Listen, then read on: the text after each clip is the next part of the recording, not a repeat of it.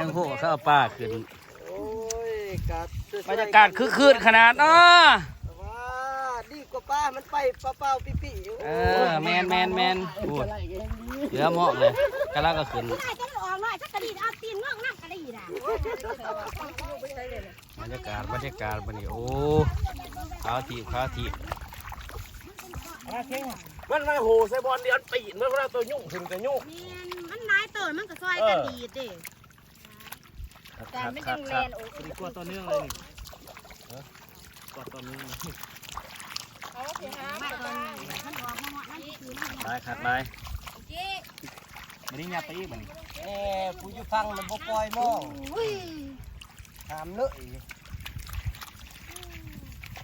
บัดนี้มองเป็นมองบ่ได้เสียสิลืมบอกซื้อบ้าน บ้านปทุมพรเฮาพี่น้องปทุมพรเมืองปทุมพร เห็นตัวจอยเด้อ แกก็ต้องถอด ปทุมพรเมืองปทุมพร แขวงจำปาสัก แมนแค่สวรรค์นาเขต บ้านเป็นต้นพอดเมืองปากซอง ตรงก้นกระเดื่อมตรงก้นกระเดื่อแดกว่าแมนสิว่าตะวันแก ต้องไปไกลเนาะ ไม่ต้องไปหาไก่ เดือขึ้น แมนอุ้ย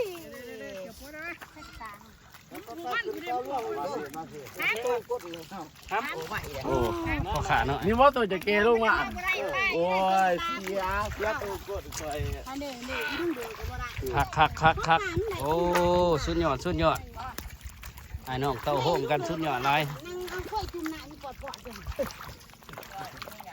บ่แม่บ่มีคุณดูกับคุณเลิก สะเอื้อนทีบป้าพี่น้องเอ้ยอันพี่น้องน้องอีเลิกนั่นน่ะขั้นเกิงใส่แดงอันนี้เป็นขั้นแย่งอันนี้ได้ขั้นแล้วว่ะอันนั้นวัยรุ่น2 คนนั่นน่ะนักเก็บปลา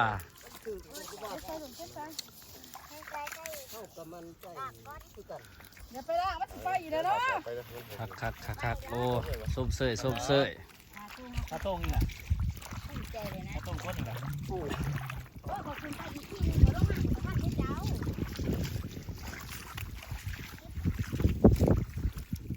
ปดปากครับปดปากก็ระเบ้าดีนะข้าวคืน ทางไหนกำลังเก็บกู มองเฉลยเฮ้ยเขาบ่ย่านเขาจะกดลงจะได้จะมองเขาบ่ย่าน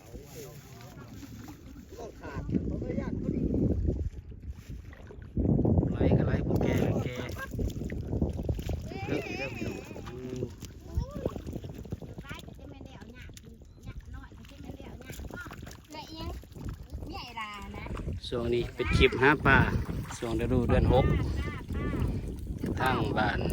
ปทุมพรหรือว่าตุมโมทาเฮาทางเมืองปทุมพรเฮาแขวงจำปาสักได้มีหมองมีตรงกับต้องมาหาเด้อพี่น้องเด้อ